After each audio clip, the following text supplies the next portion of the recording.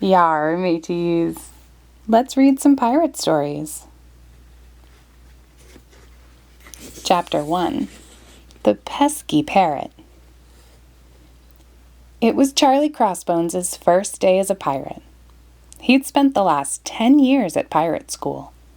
Now he was ready to set sail for treasure. He knew how to, read a treasure map, unlock a chest, and do lots of other piratey things. He even knew how to give a proper pirate's laugh. Har, har, har. What's more, Charlie had been lucky enough to inherit his grandpa's old pirate ship and all the gear to go with it. But as Charlie looked at his outfit, he realized something was missing. He didn't have a parrot. Every pirate needs a parrot. A moment later, Charlie spotted just what he needed. Used parrots for sale. Get the bird here. Parrots going cheap. There were parrots of all shapes and sizes. There was only one problem. They were all too expensive. Do you have anything for a penny? You must be joking, sailor. As Charlie turned to go, the parrot seller called him back. I suppose you could have this one, he said. Charlie had never seen such a pretty parrot, and he was amazed it was so cheap. You've got a very special bird there. Now he had his parrot. Charlie wasted no time in setting off on his hunt for treasure. Out at sea, Charlie spotted a ship called the Fat Flounder. He knew it belonged to a rich sailor called Captain Silverside. I bet that ship is loaded with cash. Charlie waited until the sailors had gone to lunch. Then he rowed across the ship and sneaked in through an open window. Charlie was in luck. He'd climbed into the cabin where the captain kept his treasure. But he had only just begun to stuff his pockets with gold when disaster struck. Stop! Thief! Shh! Charlie hissed at his parrot. But it was too late. Charlie took one look at Captain Silverside and ran. Come back here, you sneaky thief! The captain and his men chased Charlie around the deck 6 times before the poor pirate escaped to his boat. As he rowed back to his ship, Charlie turned to his parrot with a face like thunder. Don't ever do that again, you pesky parrot! But every time they went to sea, the parrot caused trouble. Just as Charlie was about to steal someone's treasure, the parrot let out a warning cry. Stop! Thief! Each time, Charlie only just managed to escape. Soon he was a nervous wreck. Whenever he tried to get rid of the parrot, it always found its way back to Charlie's shoulder. As Charlie was eating his supper one evening, he wondered what he could do. He had never felt so miserable. Thanks to that pesky parrot, he was a useless, practically penniless pirate. Charlie's long face was making the other customers lose their appetites. The landlord tried to cheer him up. They were so busy talking, neither of them spotted a thief creeping up to the landlord's cash box. The thief was just about to swipe all the money when Charlie's parrot squawked into action. Stop! Thief! What a wonderful bird, said the landlord. That thief nearly got away with my cash. This gave Charlie an idea. Perhaps he could put his parrot to good use after all. The landlord paid Charlie handsomely for his new burglar alarm. Stop, thief! The parrot enjoyed its new job, and Charlie had enough money to buy another bird, a quieter one this time. Chapter 2. Captain Spike. Macintosh Mullet was a poor fisherman. He lived on tiny Mullet Island with his only daughter, Molly, for company. One winter, the weather was so bad that Macintosh didn't catch a single fish. "We'll have to sell our things to buy food." "Okay, Dad." So Molly put her father's telescope, her best blue vase, and a china cat into a wooden chest and set off for the mainland. Molly had been rowing for 10 minutes when she was spotted by Captain Spike and his band of pirates. In a flash, they dragged her and the chest on board. "All right, lass, where's the key to the chest?" "I'm not telling." The mean captain tried everything to make Molly talk. Yuck. But she wouldn't give him the key.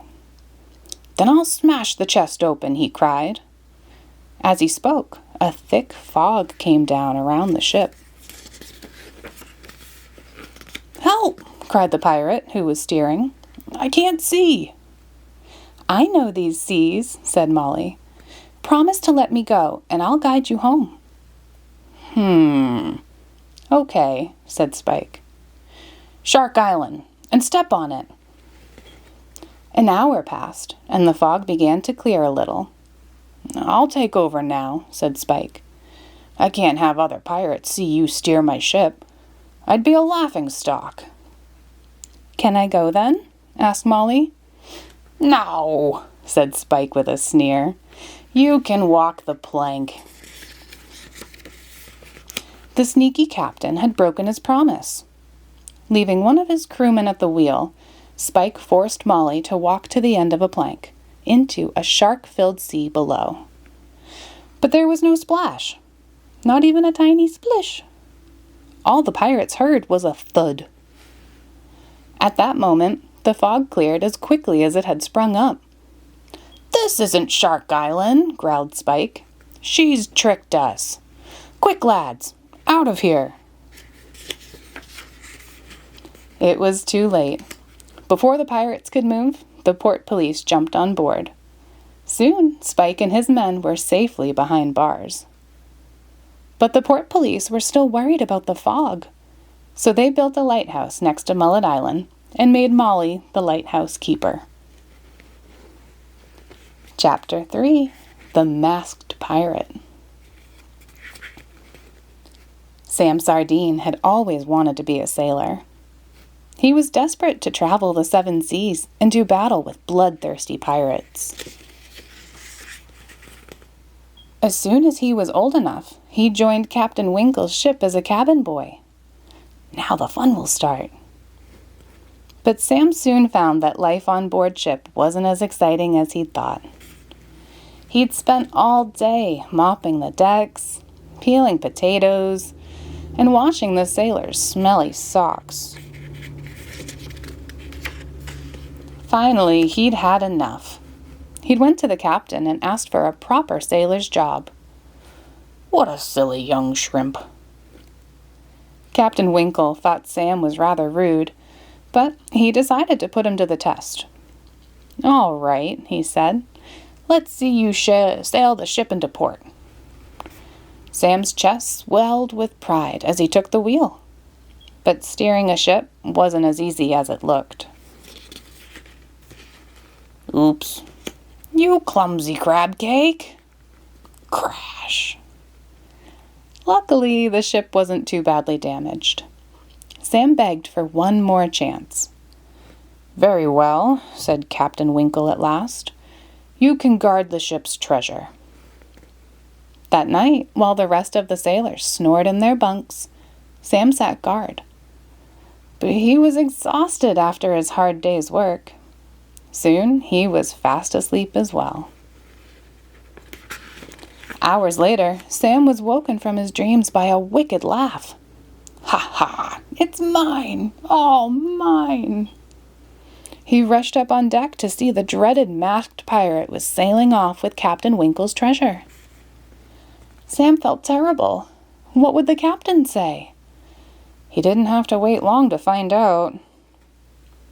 When Captain Winkle had calmed down, he offered a reward to whoever could track down the thief of his treasure.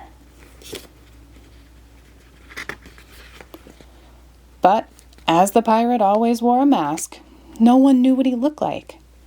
Suddenly, Sam had an idea. I'll find the pirate and your treasure. Captain Winkle didn't have much confidence in his cabin boy, but no one else had a plan. That evening, Sam went to the Spyglass Inn, where the local pirates spent the night.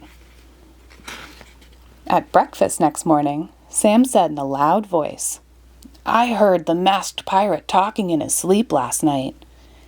He described the spot where he hides his treasure. One particular pirate sitting in a corner began to look worried. Sam's plan was working. Now I know where the treasure is. I'm going to get it for myself, Sam went on.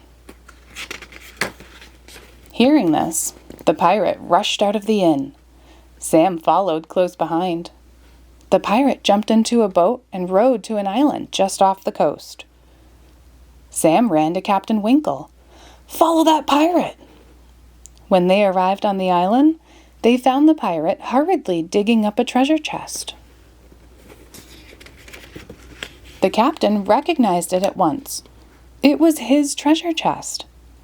Taking a flying leap, he landed on the pirate. Take my ship and fetch help, Sam, my boy, he roared. You trust me to sail? Cried Sam. Aye, aye, Captain. Thanks for reading pirate stories with us. Yo ho ho.